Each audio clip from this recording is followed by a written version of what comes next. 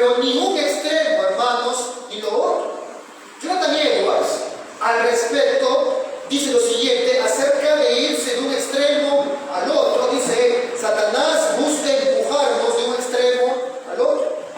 Cuando ve que las emociones están de moda, siembra su cizaña entre el trigo, mezcla falsas emociones con la obra del Espíritu de Dios. Dice: de esta manera engaña y arruina eternamente a muchos, confunde a los creyentes y corrompe el cristianismo. No obstante, cuando las malas consecuencias de estas falsas emociones se hacen visibles, aparentes, Satanás cambia su estrategia. Ahora busca persuadir a la gente de que todas las emociones espirituales son inválidas. Así trata de cerrar nuestros corazones a todo lo espiritual y de hacer del cristianismo un formalismo muerto. Hermanos, la respuesta correcta no es ni rechazar todas las emociones y tampoco aprobarlas todas, sino la de distinguir entre ellas. Aprobaremos algunas, otras serán rechazadas, otras serán tomadas como el trigo es separado de la cizaña. Pero hermanos, usemos correctamente el discernimiento. ¿Y por qué hago toda esta introducción, mi hermano? Porque esta porción de la carta a los Gálatas tenemos un ejemplo muy claro en el apóstol Pablo acerca del uso lícito, legal, permitido por la Biblia cuando se trata de usar la intimidad, la cercanía, las emociones, los afectos, la historia común, el vínculo íntimo, el ruego, la súplica, las remembranzas, el recuerdo de lo vivido, y todo esto sin renunciar al llamado de exhortación que Pablo está haciendo a que los Gálatas vuelvan al Evangelio y no caigan en el engaño de los judaizantes. Hemos dicho, cuando hemos entrado en esta sección, que Pablo iba a usar todo un arsenal de argumentos. Bueno, este es uno de ellos. Pero advierto, hermanos, que vamos a ver en la Escritura que el uso lícito de estos medios nada tiene que ver con rebajar nuestras convicciones. Nada tiene que ver con alejarnos de la doctrina bíblica y mucho menos con recurrir a esas falsas máscaras de sensiblería como tanto el día de hoy se usa, manipulando emociones. Hasta aquí, hermano, el apóstol Pablo ha dado el sustento escritural. Él ha intentado corregir directamente, yendo a la Escritura, mostrando que los Gálatas se estaban inclinando a algo que era contrario al plan de redención, a la obra de Cristo. Querían agregarle algo más a la salvación, a la justificación que es solo por la fe en Cristo. Y Pablo, hasta aquí, ¿cómo lo ha hecho? De forma objetiva, de forma directa, argumentando desde la doctrina, con erudición, siendo claro, pero tal vez de forma impersonal.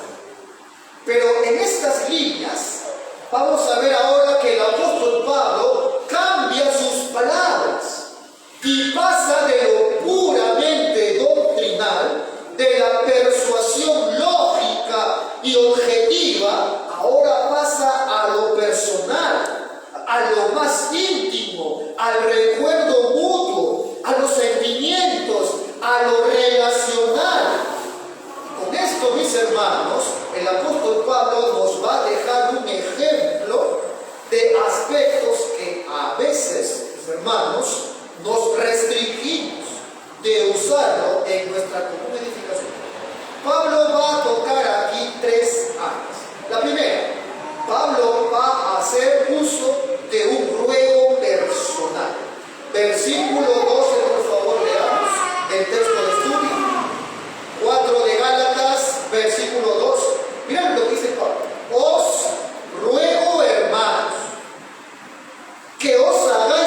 yo, porque yo también me hice como vosotros. Sin duda, mis hermanos, cada uno es responsable por lo que hace. Sin duda, hermano, cada uno es responsable por sus decisiones que toma en su vida. Pero, hermano, sin duda también, quienes nos rodean tienen un papel influyente en tu vida, en la mía, para bien y para mal. Ambas cosas son reales. Usted es responsable, pero también aquellos que lo rodean tienen un papel influyente para bien o para mal. Así como estos judaizantes estaban siendo una influencia para mal, porque estaban alejando a estos gálatas de sus convicciones, ahora Pablo, después de dar todo el sustento doctrinal, acude a una súplica, acude a una petición sentida y muy personal para influenciar, para persuadirles de forma suplicante del camino errado que han tomado estos gálatas, que han tergiversado el Evangelio. Este ruego que hace el apóstol Pablo, que es un ruego personal, lo hace para poner algo en común entre Pablo y los gálatas. Y hermano, es algo que también hacemos a menudo tú y yo. Cuando buscamos un puente de comunicación, sobre todo en un área complicada, ¿qué es lo que hacemos? Poner un tema en común, ¿verdad? Algo entre él y yo que sea común para iniciar un tema que es complicado. ¿Y cuál es, pastor, esa área en común que Pablo ahora va a establecer? Lo leo en otra versión, el versículo 12, para que se vea mejor. Dice: amados hermanos, les ruego que vivan como yo. ¿Cómo así?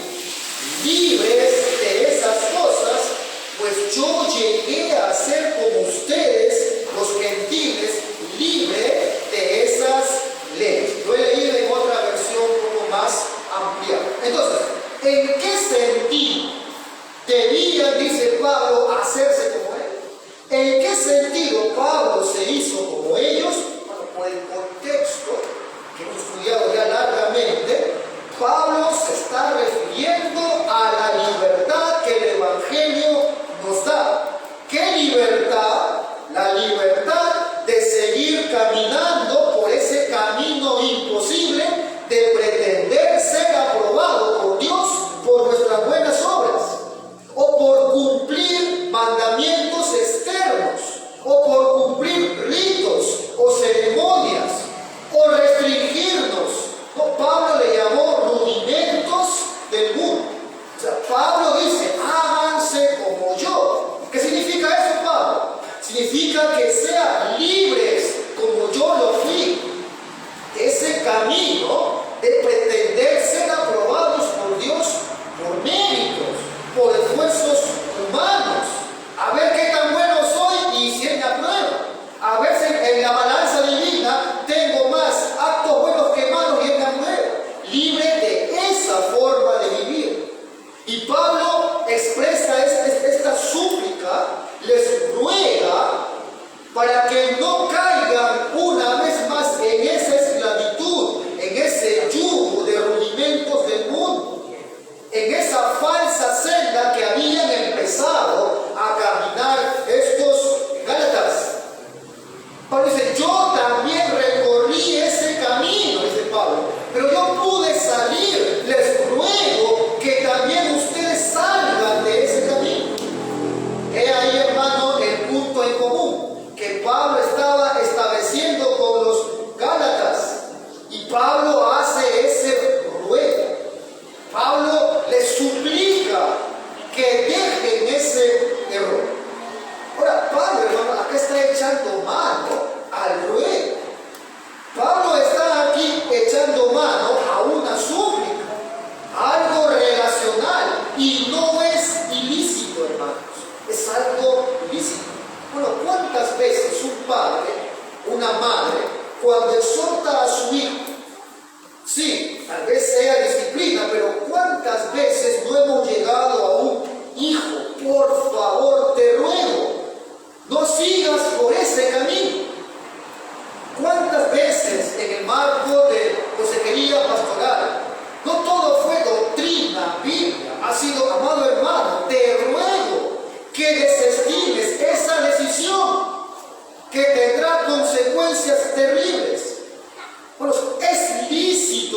hermano, transmitir nuestra propia experiencia cuando se quiere persuadir, hacer notar del error a alguien. Pero aclaro, mi hermano, la experiencia no es la base de la consejería. Pablo usó un área en común, algo que compartía con los Gálatas, algo que él también transitó, y usó esa experiencia en común para persuadirle a los Gálatas. Sí, hermano, podemos echar mano de las experiencias, podemos echar mano del ruego, podemos echar mano de lo bíblico, de lo fraterno, para persuadir a alguien que está tal vez en vías de su destrucción. Se trata de un alma, mi hermano. Se trata de que está en juego el honor de Cristo. Se trata de la salud de la iglesia y de las consecuencias ineludibles que ese hermano que está pecando o está yendo por ese camino le va a llegar. Pero el grave error a todo esto, hermano, se encuentra en acudir a la experiencia, acudir al ruego íntimo, a lo fraterno, a lo relacional, a la experiencia personal, sin haber traído antes el fundamento sólido de la verdad escritural. Pablo esto lo está haciendo después de argumentar desde la escritura.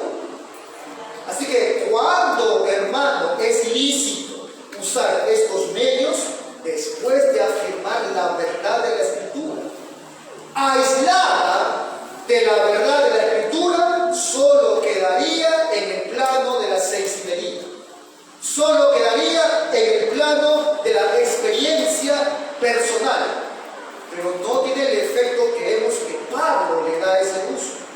Así que, hermanos, tal vez usted esté recién recorriendo la senda de la fe bíblica, y tal vez usted haya considerado tal vez que ser bíblico, que ser reformado, es ser totalmente impasible, es ser totalmente frío, alejado a cualquier manifestación o expresión emotiva, como un ruego, por ejemplo, en una interpelación. O usted se ve que usted está alejado o restringido de hacer uso de mi propia experiencia. Mi hermano, usted está dejando de lado medios lícitos que Dios nos ha dejado sobre la base de las escrituras y que otros sí han usurpado y lo usan de forma fraudulenta. Pero eso no significa, hermano, que debemos menospreciar estos medios que son lícitos. Segundo escenario, ahora el apóstol Pablo va a hacer uso de una sentida remembranza, un recuerdo grato. Versículo 12, la segunda parte, hasta el 14, leemos juntos en el texto de estudio 4 de Gálatas. Ahora Pablo dice la segunda parte del versículo 12: ningún agravio me habéis hecho, pues ustedes sabéis que a causa de una enfermedad del cuerpo os anuncié el evangelio al principio. No tan por eso, dice Pablo, acá, ustedes saben, dice Pablo, que a causa de una enfermedad del cuerpo de Pablo os anuncié el evangelio al principio. Ahora mira lo que dice el 14: y no me despreciasteis ni desechasteis por la prueba que tenía en mi cuerpo, antes bien, dice Pablo, me recibisteis como un ángel de Dios. Escucha lo último, como a Cristo Jesús. Ahora, hermano, Pablo está diciendo: ningún agravio me habéis hecho. Esto, hermano, hace parte de un recuerdo agradecido que Pablo está evocando en los Gálatas. Estos hermanos de Galacia habían tenido una disposición generosa, habían recibido amorosamente a Pablo. Esa primera vez que Pablo les predicó el Evangelio, a pesar, y marca esto por favor, a pesar de que Pablo llegó a ellos con una enfermedad. Pablo tenía una enfermedad. ¿Y por qué remarco esto? Hermanos, en la época del apóstol Pablo se solía aislar a toda aquella persona que tenía una enfermedad, porque se tomaba como una maldición. Alguien que tenía una enfermedad era considerado como alguien que estaba bajo el juicio de Dios. Usted recuerda seguramente cómo cuando Job cae en desgracia, en enfermedad, ¿qué es lo que decían sus amigos? Daban a entender, oye Job, ¿no será que tú algo habrás hecho? ¿No será que algo escondido hay que ha llegado a tu vida a juicio? ¿O usted recuerda en Juan 9, cuando el ciego es sanado, qué es lo que le preguntan? Maestro, ¿quién pecó? ¿Este o sus padres? O sea, lo vinculaban enfermedad con juicio de Dios. O cuando el apóstol Pablo mismo llega a la isla de Malta y naufraga ahí y es mordido por una serpiente, ¿qué es lo que dijeron estos griegos?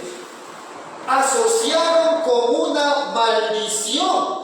No, este que escapado del mar, dice, no le deja tranquilo. O sea, asociaban siempre la enfermedad con una maldición. Pablo llegó enfermo. Pablo les recuerda la manera excepcional, cómo le habían recibido, sin rechazo. Dice Pablo, como si estuvieran recibiendo a Cristo mismo, a pesar de la enfermedad notoria que exhibía Pablo en su cuerpo. Ahora, hermano, podemos especular, porque ya sé que uno está, pastor, ¿y qué tenía? ¿No? Usted ya lo conoce. Ahora, podemos especular qué es lo que tenía Pablo. Muchos dicen que puede ser la malaria, porque era algo común en la zona. Otros, porque en el versículo 15, Pablo dice algo de los ojos. Ustedes serían, ¿no? Dice, ustedes se arrancarían, dice, los ojos para darme a mí. Muchos creen que sea un mal en sus ojos, pero lo cierto es que tenía una enfermedad que era notoria, y aún con todo eso le habían recibido al apóstol Pablo. Hermano, esto nos muestra dos cosas importantes que ya podemos sacar como una aplicación práctica. Primero, Pablo está haciendo uso aquí, hermanos, de algo difícil como una enfermedad y lo trata como un medio de lograr de Dios para sus propósitos. ¿Qué dijo él? A causa de esta enfermedad yo les prediqué esa primera vez el Evangelio. Ahora, frente a ese estado de debilidad física, como se presenta en Pablo, para este hombre, hermano, eso no fue un impedimento para que este hombre de Dios fuera y predicara el Evangelio. Por más enfermo que él pudo estar, Pablo estaba ahí. Pablo estaba dispuesto a hacer la obra del Señor, aún con toda su enfermedad. Cuando uno ve la realidad de iglesias locales, hermanos, piensa eso. Uno ve que en una iglesia, cualquier hermano de la congregación puede llegar a dejar de asistir a la iglesia por causa de una enfermedad.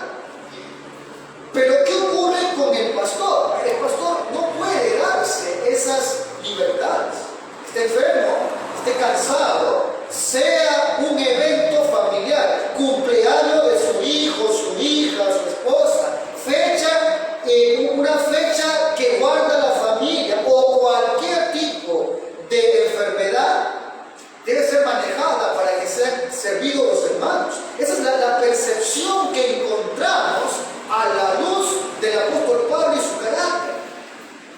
El punto es a lo que voy, mis hermanos. Pablo es un ejemplo para los que predicamos el Evangelio.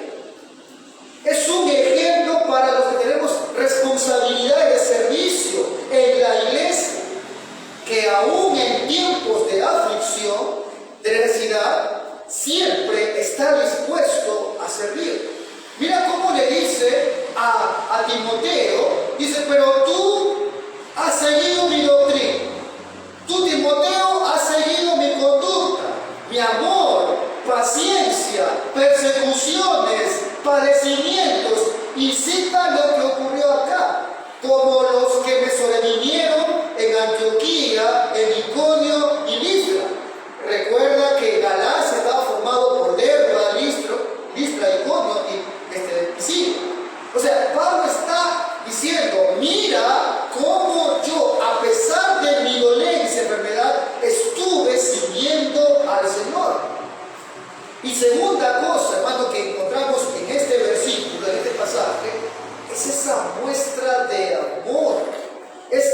la generosidad, es la disposición con la que los Gálatas habían recibido a Pablo.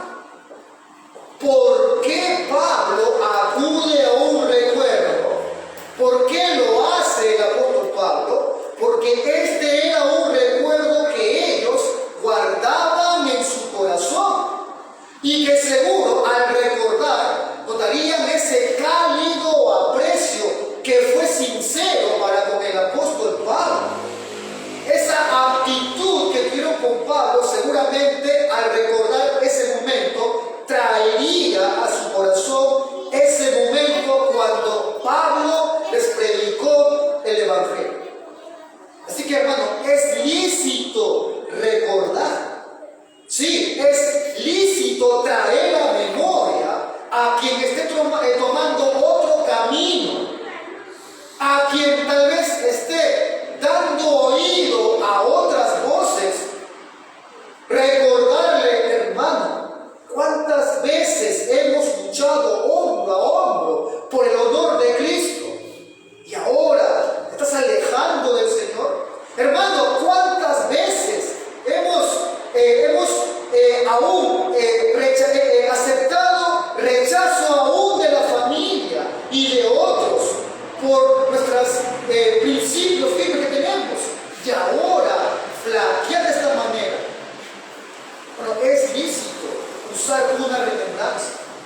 No es, por supuesto, el propósito llegar a la sensibilidad, a mover simplemente las emociones, pero es lícito, hermano, luego de exponer con objetividad la verdad de la Escritura, echar mano a las remembranzas, a los recuerdos gratos, como una herramienta dada por Dios.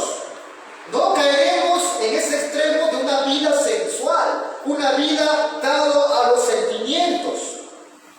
Pero, hermanos, es un medio lícito. Muchos se restringen de demostrar emociones porque creen que eso afectaría a su ortodoxia reformada. No, hermano. Vemos en el apóstol Pablo alguien realmente bíblico que hace uso de estos recursos.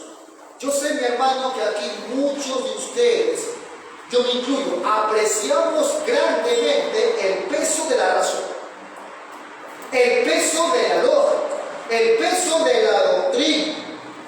Pero, mis hermanos, sin lugar a duda, hay aspectos emocionales que después de ser presentada la doctrina, es lícito echar mano de ellas. Se trata de almas, se trata de persuadir a almas, y Pablo hace uso de estos recursos para poder persuadirles del error. Hermano, ¿cuántas veces usted, después de exhortar a un hermano, o a un hijo, o a su esposo, o a su esposa, de que no siga por esa senda de torpeza, tuvo que mirarle a los ojos y acudir a una súplica, acudir a un ruego, a una remembranza, para sacarlo del error?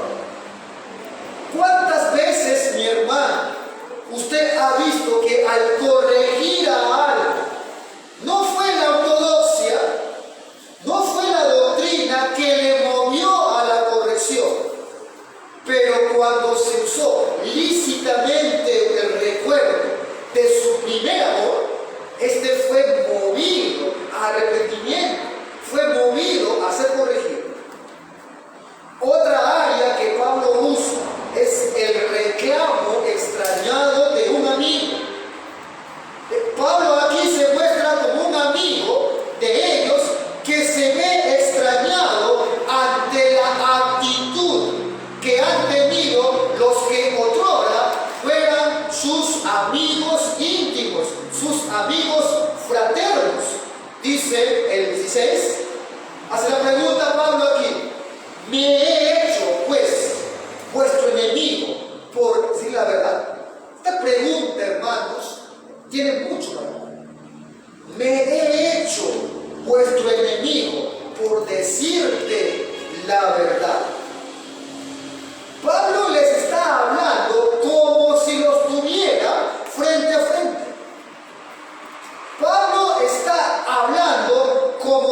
ante la verdad que él ha expuesto y que ha buscado corregirle, él advierte como un buen pastor algo que por lo general brota cuando se le corrige a alguien: rechazo, indignación, negación, hasta incluso tomar una actitud agresiva a quien les ha hablado la verdad. Pero Pablo, hermanos, no toma el camino de la lisonja. Pablo no se va a guardar de decir lo que tiene que decir para que se eviten problemas. Hermano, es pan de cada día hoy en muchos lugares, aún en centros cristianos, iglesias, que se aprecia al predicador, se ama al predicador hasta que éste apunta a algo que le señala directamente o que debe ser corregido. Ahí se le acaba la admiración, el aprecio.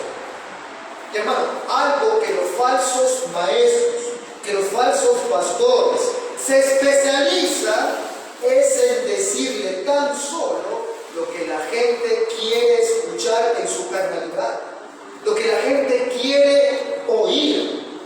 Cuando se da esto, nadie sale ofendido de la iglesia. Todos salen contentos. Ese pastor me habló de éxito, de fe, de que lo puedo lograr, de que lo puedo alcanzar, de que todo me va a ir bien, de que él va a traer salud, sanidad.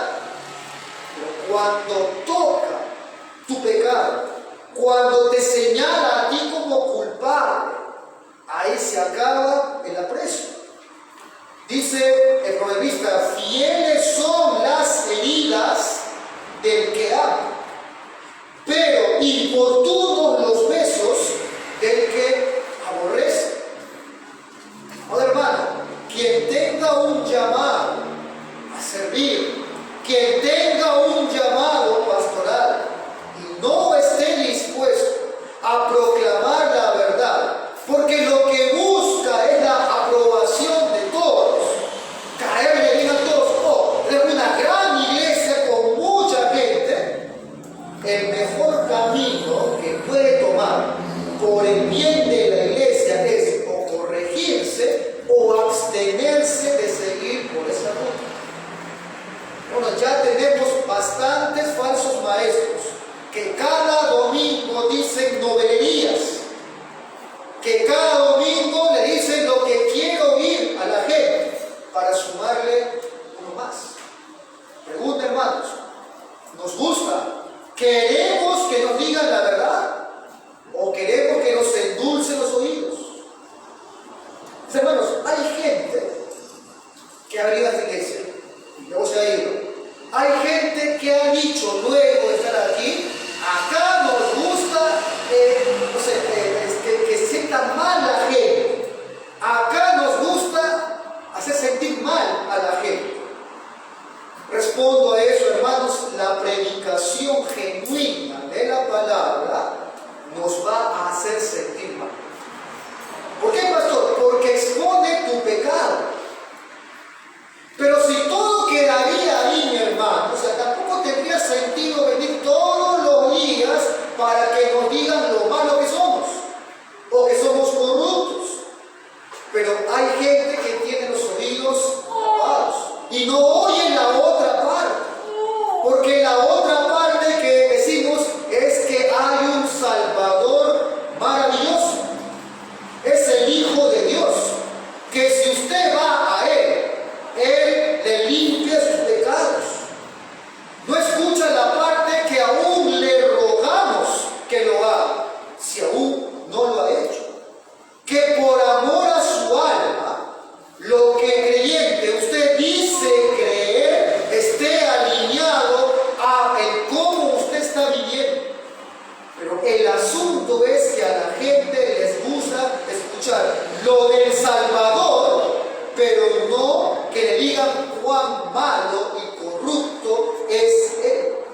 La gente prefiere oír decir: tú eres buena gente. Es el sistema el poder.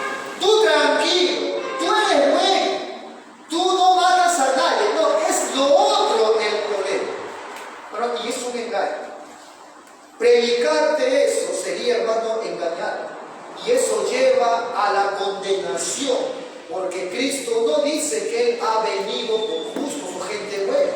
Dice, yo he venido a llamar a pecadores al arrepentimiento.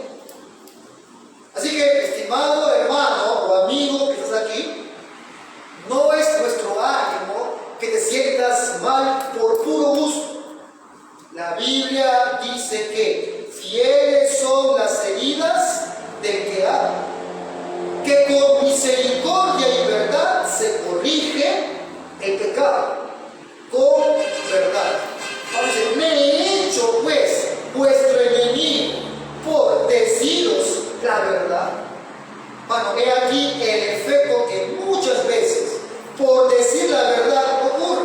Pablo había identificado un cambio sustancial en el semblante de los que fueron sus amigos íntimos, que la amistad que habían estado teniendo con los judaizantes causó ahora la enemistad con el apóstol Pablo. Hermano, una amistad con aquellos perversos que desdeñan la verdad del Evangelio puede desensibilizarnos de lo que enseña la Biblia. Expóngase usted a las tinieblas, dé oído a las falsas cosas que nos dicen muchos maestros y verá cómo se va apagando la luz de muchos. Bueno, y esto es lo que estaba ocurriéndole a los Gálatas. Aquel que le fue enseñado desde la Biblia que era mérito de confianza, ahora era de desconfianza.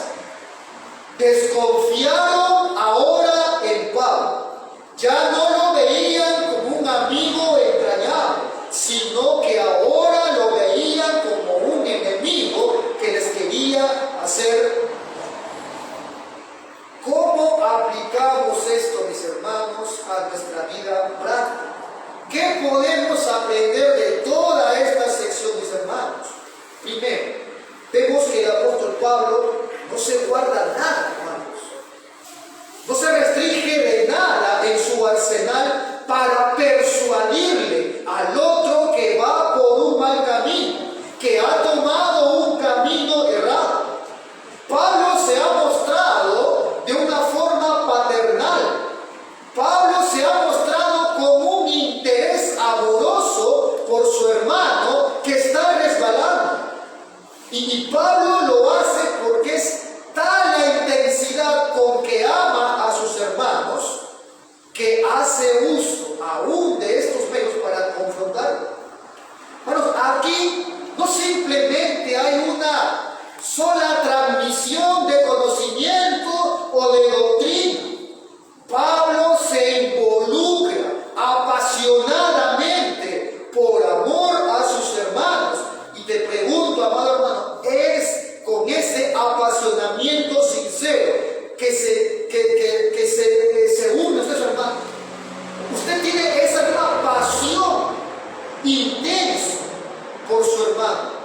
Usted involucra estos recursos frente al que usted ve que va al abismo, al que ha tomado un camino errado. O tal vez usted cree que su único trabajo es citarle la doctrina, citarle el Evangelio, indicarle el error, y pastor, ya estoy limpio de toda culpa, ya cumplí el trabajo, no tengo más que hacer. ¿Es usted de esos?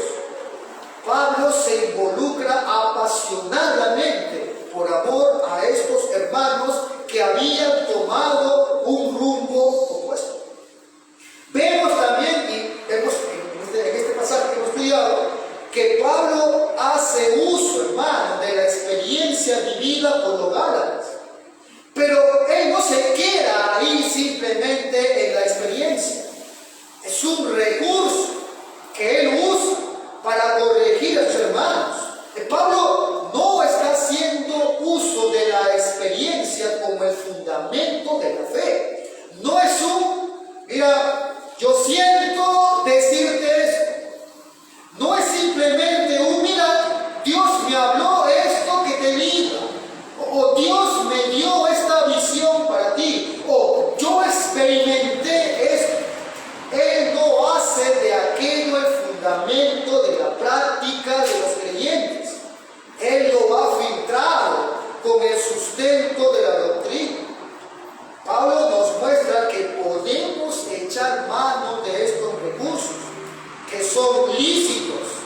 para exponer el error del otro, siempre y cuando tenga como fundamento principal no tu sola experiencia, sino la palabra de Dios. Vemos que el recurso de la persuasión debe ser tomando el ejemplo de estos hombres, de los apóstoles, del apóstol Pablo. No como hoy muchos lo han tomado y lo han caricaturizado. Y yo sé que en medio nuestro hay gente que ha sido víctima de él, que han venido de otros lugares y han sido manipulados por las emociones para fines perversos. Pero hermano, esto no debería guiarnos al otro extremo artificial de no echar mano de ellos, de no acudir a estos recursos. Hermanos, sinceramente, cuán insensibles se muestran muchos. Estaba viendo ante la muerte, por ejemplo, muchos reformados ven incluso no deberías llorar. Eso es atentar contra la verdad, porque el que murió está con el Señor. Bueno, la muerte duele. Pero hay gente que es insensible ante la muerte, ante la corrección, ante la exhortación. Muestra un amor frío, un deseo flojo. Ese no es, hermano, el camino que debemos tomar. Te pregunto, hermano, ¿hacemos uso de nuestra unión fraternal sobre el fundamento de la Escritura a la hora de persuadir a un hermano de su mal camino? ¿O es que tu amor por la iglesia es intenso, pero te restringes, ya sea por la tradición o porque quieres esquivarle a lo que hacen otros con emoción y no haces uso de estos medios? Amado hermano, uno de los errores graves que puedes cometer es actuar por reacción. Sí, pastor, es que tan mal se ha usado esto allá que aquí nos cohibimos de usar. Esto aplíquese a la emoción, al uso del dinero y a otras cosas. Tan mal le ha ido a muchos, pastor, allá me han robado. Allá hablaban de puro diezmo, plata. Y como reacción ahora, cuando se evoca bíblicamente estos pasajes que hablan de ser generoso, no. Es una reacción que han tomado muchos, que igual pasa ante esto.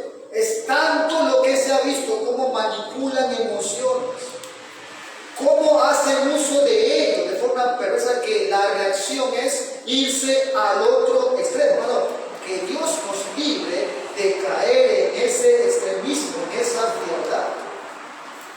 Hermanos, si la fe verdadera, si la fe bíblica tiene, como lo muestra la Biblia, mucho que ver con las emociones, bueno, tenemos mucho de qué avergonzarnos al ver, mis hermanos, que nuestros afectos, cuando se trata de lo espiritual, son tan pobres, son tan flojos. Pero cuando se trata de algo terrenal, explotan en furor. ¿Tú te has puesto a pensar? Si la misma emoción, algo va, con la que tú recibes tu pago cada fin de mes, es la emoción cada vez que sabes que vas a ir a la iglesia con el Señor. La misma emoción de recibir una gran bendición terrenal es la misma, hermano, cuando sabes que vas a ser instruido por el Señor, como se predica el Evangelio. Hermanos, hay tantas cosas que debemos avergonzarnos cuando nuestra emoción brilla más por lo terrenal que cuando se trata de lo espiritual. Bueno, este sermón, advierto, no es un llamado a la sensiblería. Hoy no he dicho esto porque quiero que te conviertas en alguien que deje sus convicciones y ahora camine por emociones o sentimientos.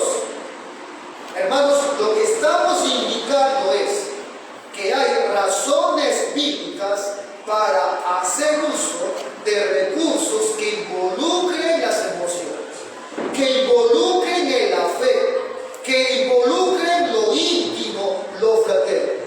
Cierro con esto, mis hermanos. Realmente, amado hermano, estimado amigo, ¿desea usted oír siempre la verdad? Bueno, ¿realmente es eso lo que le guía a usted? ¿Realmente usted está dispuesto a escuchar la verdad? ¿O es que usted siente una animadversión cuando alguien le dice la verdad?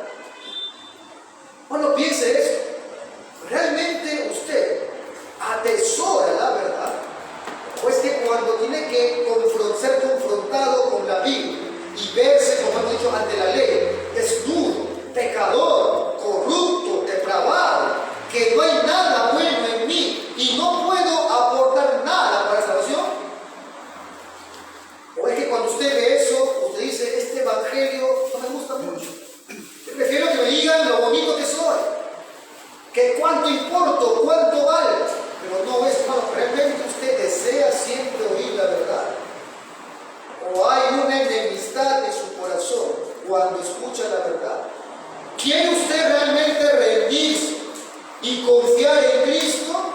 ¿O tal vez prefiere seguir, no sé, dependiendo de sus obras, de sus méritos, confiando en lo bueno que usted puede hacer? ¿Será, hermano, que usted sigue pensando que la vida de un creyente se trata del desempeño que uno hace? ¿Aún usted sigue con esa filosofía? ¿Será que a usted aún no sigue pensando que Dios a usted le evalúa por lo bueno que hace? Mira, hoy es mi hijo porque hizo algo bueno, ayer hizo malo de mi hijo. Bueno, sigue usted con esa mentalidad. Bueno, ese no es el Dios de la Biblia. Dice la Biblia que a los verdaderos creyentes hemos sido hechos aceptos en el amado. ¿Cómo? Únicamente por fe en Cristo. Nada bueno tú podías hacer. Aún el creer en Él no vino de ti. Él da la fe para que tú creas. Él da para que tú puedas arrepentir. Él da arrepentimiento para que tú te arrepientas. Nada vino de ti. Oramos. Señor, te agradecemos por esta porción que encontramos en esta carta, Señor, a los Gálatas, donde el apóstol Pablo nos ha mostrado que es lícito, después de dar el fundamento de la Escritura, hacer uso de medios que involucren las emociones. Señor, ayúdanos a no ser dignos de ese apodo, los elegidos de hielo, sino que a mostrar en todo tiempo misericordia, pasión piadosa, amor por los perdidos, unión fraternal, más el día de hoy que vamos a acercarnos a la mesa del Señor. Señor, ayúdanos, por favor, a no ser reaccionarios ante aquello que se ha pervertido, sino caminar en la senda bíblica. Señor, cuánta vergüenza debería darnos el hecho de vernos como mi emoción arde por lo terrenal, por un premio terrenal, y no hace lo mismo cuando se trata de algo que venga de ti. Cuánta gente, Señor, se emociona, salta su corazón por algo material, pero no lo hace cuando va a la Escritura. Señor, cuánto hay por corregirnos. Ayúdanos, por favor. Guíanos, Señor, y guárdanos de caer en esta frialdad y también, Señor, de caer en el otro extremo de una vida sexual, de una vida por emociones, por sentimientos, por lo que siento. A ver si lloro, a ver si río,